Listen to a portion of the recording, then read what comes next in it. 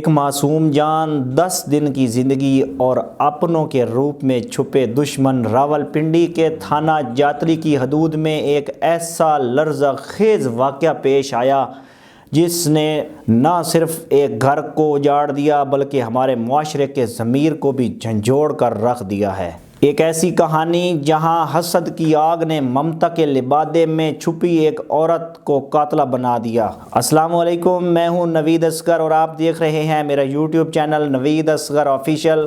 کیا کوئی سگی تائی صرف حسد کی آگ میں جل کر اپنے 10 دن کے معصوم بھتیجے کی جان لے سکتی ہے؟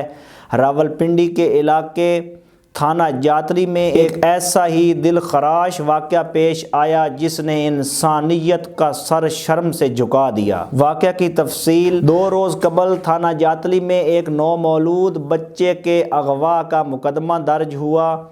گھر والوں کا کہنا تھا کہ بچہ پر اصرار طور پر غائب ہو گیا ہے، لیکن جب تفتیش شروع ہوئی اور سچ سامنے آیا تو سب کے پیروں تلے سے زمین نکل گئی۔ وہ معصوم بچہ کہیں باہر نہیں گیا بلکہ اسے گھر کے اندر ہی موجود 100 فٹ گہرے اور ڈھکے ہوئے کنویں میں پھینک دیا گیا تھا۔ ایس پی صدر انم شیر اور جاتری پولیس نے جب تحقیقات کا دائرہ تنگ کیا تو ایک سوال سامنے آیا: کیا 10 دن کا بچہ خود چل کر کنویں تک جا سکتا ہے؟ جواب تھا: ہرگز نہیں۔ پولیس نے گھر میں موجود 3 سے 4 افراد کو شامل تفتیش کیا جن میں بچے کی تائی بھی شامل تھی۔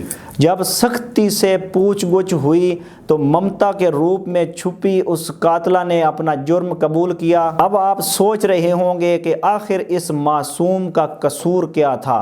پولیس کے مطابق ملزمہ کی اپنی ایک بیٹی ہے اور مقتول بچے کی بھی ایک بڑی بہن تھی، لیکن جیسے ہی گھر میں بیٹے کی ولادت ہوئی تو ملزمہ سے یہ خوشی برداشت نہ ہوئی اور اولاد نرینہ کا حسد اس قدر بڑھا کہ اس نے اپنی ہی دیورانی کی گود اجاڑ دی اور ننھے شیرخوار کو بے رحمی سے کنویں میں پھینک دیا۔ سی پی او سید خالد محمود ہمدانی نے واقعہ کا نوٹس لیا اور پولیس اب اغوا کے مقدمے کو قتل میں تبدیل کر رہی ہے اور ملزمہ کو سخت سے سخت سزا دلوانے کے لیے ٹھوس شواہد کے ساتھ عدالت میں پیش کیا جائے گا۔